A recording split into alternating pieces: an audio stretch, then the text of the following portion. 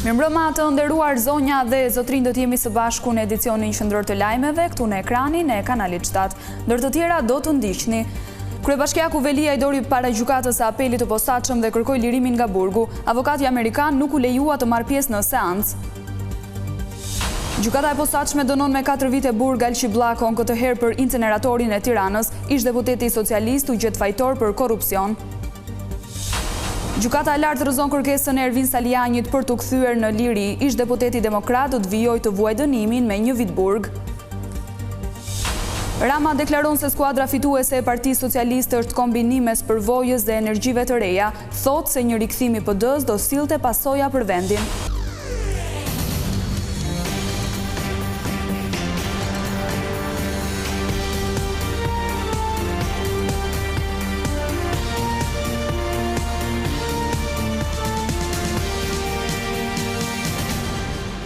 Vjojmë të ndjekim më gjërësisht zhvillimet kryesore të ditës. Kryebashkiaku i Tiranës Erion Veliaj ka mbërritur në gjykatën e posaçme të apelit ku kërkon ndryshimin e masës së sigurisë dhe lirimin nga qelia. Ndërkohë përfaqësuesi i studios ligjore amerikane që ka punuar edhe për presidentin amerikan Donald Trump nuk është lejuar të ndjek procesin. Gjykata e apelit të posaçëm shtyu për nesër vendimin për lirimin apo jo të Erion Veliajt nga burgu. Ka qenë një kërkesë e palës mbrojtëse që çoi në këtë vendim, pasi avokatët kërkuan kohë për të njohur me provat e reja që prokurorët e çështjes i dorëzuan sot apelit të posaçëm. Kështu, kryebashkiaku Erion Veliaj do t'i duhet që edhe sonte ta kalojë natën në qeli, duke e çuar në 1 muaj qëndrimin e tij në paraburgim, ndërsa nesër në mesditë do të dalë përballë gjyqtarit Engert Pëllumbi. Për 7 orë 30 minuta, palët dhanë argumentet pro e kundër për të hetuarin, ndërsa avokatët thanë se nuk ekzistojnë kushtet që Veliaj të qëndrojë në masën shtrënguese arrest në burg, pasi as nuk do të helmoj provat, as nuk do tentoj aratisjen. 2 argumente këto, që për gjyqtarin e shkallës së parë Erion Bani, ishin të pamjaftueshme për ta lënë të lirë kryetarin e bashkisë më të madhe në vend. Erion Veliaj dyshohet se ka kryer korrupsion pasiv dhe pastrim parash në 9 raste, duke shfrytzuar postin e tij si drejtues i bashkisë për t'i dhënë para publike shoqatave të kontrolluara nga gruaja e tij, Ajola Xoxa.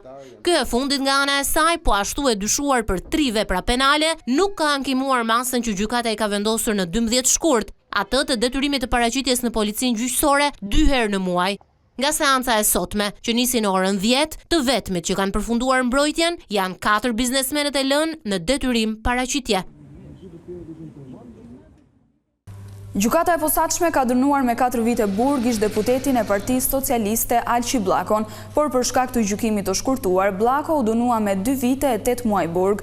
Bllako është dënuar për çështjen e inceneratorit të Tiranës, ndërsa GKK e shpalli fajtor për korrupsion pasiv të funksionarëve të lartë shtetëror dhe të zgjedhurve vendor. Mbi ish deputetin rëndon akuza për 2 raste korrupsioni lidhur me pagesa dhe favore që ka marrë nga kompania e Klodian Zotos. Më 28 shkurt, SPAK kërkoi 5 vite burg për ish numrin 2 të Ministrisë së Mjedisit, si dhe të ndalohet të ushtrojë funksione publike për 5 vjet.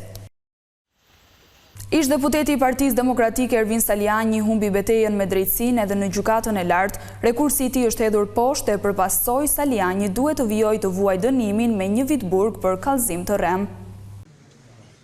Gjykata e lartë nuk e ka pranuar rekursin e ish deputetit Ervin Saliani kundër dënimit me 1 vit burg nga gjykata e apelit të përgjithshëm për çështjen Babale. Saliani kërkoi lirim, por me mospranimin e rekursit, ai do duhet të vazhdojë të qëndrojë në burg deri në përfundim të dënimit për kallëzim të rrem. Edhe më datë 15 tetor të një viti më parë, gjykata e lartë refuzoi kërkesën e Salianit për pezullimin e dënimit me 1 vit burg nga apeli.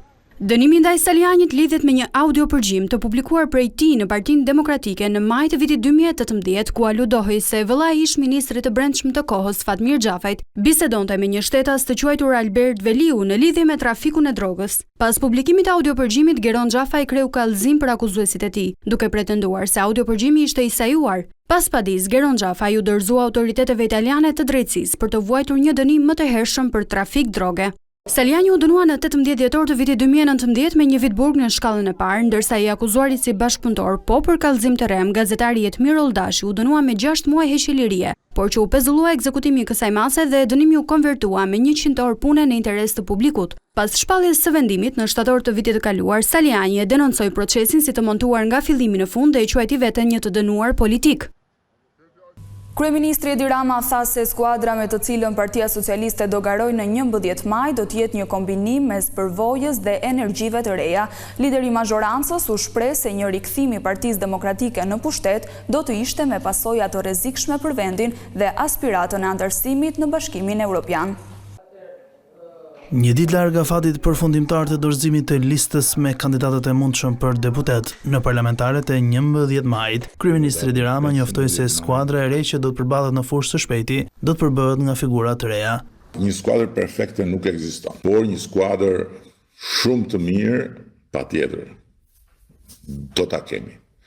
Do kemi një skuadër të ripërtrirë, do kemi një skuadër ku do të harmonizohet eksperjenca e domosdoshme dhe energjia pozitive e motrinjve. Do kemi një skuadër që do të garantojë vazhdimsinë e një procesi historik, siç është procesi i antarësimit në Bashkimin Evropian. Për kreun e mazhorancës, vota në favor të demokratëve do të ishte rrezikshme. Larg qoftë për vendin, larg qoftë për fëmijët tanë, larg qoftë për marrëdhëniet me Bashkimin Evropian. Mos harroni që Bashkimi Evropian nuk i shef dot fare me sy ca tipa. Fare. Në vijim Rama u pyet edhe për programin elektoral të 11 majit. Programi ynë është i shpalosur në të 4 anët dhe dihet megjithatë rri pa merak se disa gjëra të qarta lidhur me të disa pika kyçe do t'i themi, por programi i programeve është antarësimi në Bashkimin Evropian. Teksa u ndalte drejtësia, kryeministri theksoi se PS nuk do të bëjë avokatin e askujt. Dhe ne kemi bërë zgjedhjen tonë. Ne jemi në krahun e drejtësisë. Nuk bëjmë avokatin e askujt. Rama dha lajmin se në kuadër të takimit të Komitetit Politik Evropian më 15 maj do të mbërrihen në Shqipëri të gjithë liderët evropian për të marrë pjesë në një darkë pune të rëndësishme, ndërsa më datë 16 do të mbahet në Tiranë takimi me të gjithë liderët.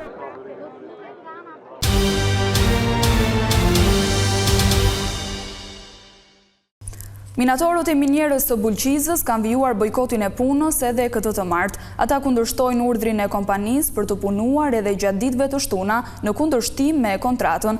Po ashtu, minatorët kërkojnë që të bëhet rritja e pagës siç ishte planifikuar në fillim të muajit janar. Për shkak se nuk i lejojnë të grumbullohen, minatorët e kompanisë kanë zgjedhur si formë proteste bojkotimin e punës. Deputeti socialist Erion Braçe shpërtheu në kritika ndaj ish-ministrit Arben Ahmetaj, të cilin e fajsoi për shkatërimin e bujqësisë. Duke folur në Komisionin e Ekonomisë, Braçe u tregua jashpër edhe me ministrin aktual të Financave. Mbledhja e Komisionit të Ekonomisë, ku do të miratojë nen për nen propozimi i deputetit Erion Braçe për të ndryshuar skemën e tatimit mbi vlerën e shtuar që aplikohet në bujqësi, u shoqërua me debate të forta dhe tone të larta.